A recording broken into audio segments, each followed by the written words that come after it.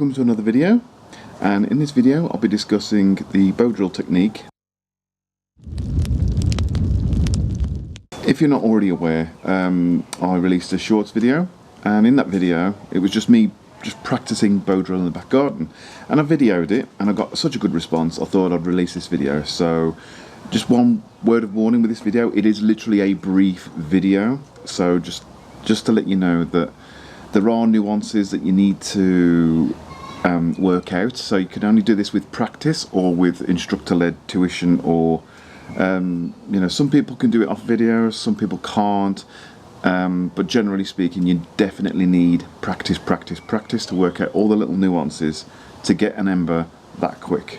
So here you've got, say, a 45-degree angle, and that's a 45-degree angle, and then what I tend to do is to let a bit more air in, is I chamfer off the corners here. Moving on to the spindle, it should be at least a handspan width. It's got to be relatively straight, pointed at one end to reduce friction, bull-nosed off at the other to increase friction. The bow itself only needs to be slightly bent. It doesn't need to be as bent as this, but this is the straightest one I could find at the time, and it should be, you know, roughly the size from your armpit to your cupped hand. And all I'm doing here is just doing a simple clove hitch, because I'll probably need to undo this and retighten, so there's no need to do a permanent hitch. Plus I want to retrieve the cord when I'm done anyway. The next most important thing really is how the end of the spindle connects with your bearing block. This could be a wooden block or something as sophisticated as this. But essentially you don't want it to shoulder out, and you want less friction up here as possible. So the technique is this bearing block hand needs to be buried into your shin, and you lean in and lean off depending on how much pressure you want to give. But you've got to be careful about the wobble with the drill. You can't be doing that, otherwise you'll end up getting things like that and that, where I've done in the previous takes.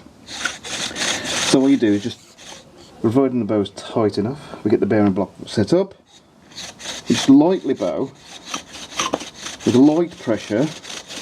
No need to go heavy just yet, just give it a chance to warm up, then slowly add pressure until you can get a good balance going.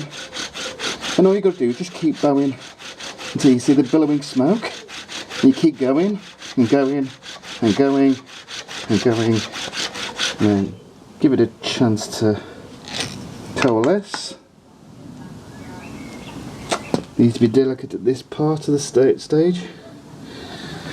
If you're not there long enough, it won't ignite. So that probably wasn't just a little, that wasn't long enough. You don't get rid of the powder, because you just need to get it warm enough now for it to ignite. So use the entire length of the bow. More downward pressure, more smoke. As long as it's riding evenly, should be fine. Okay. This stage we need to be a little bit delicate. Slowly knock it off.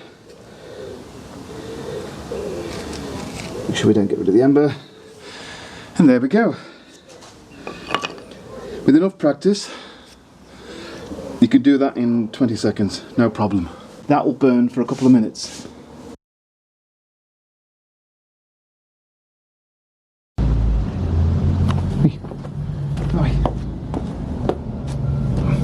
Up it.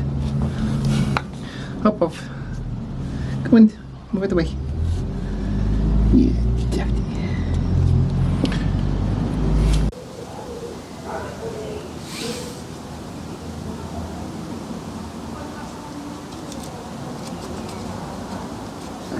That might do it.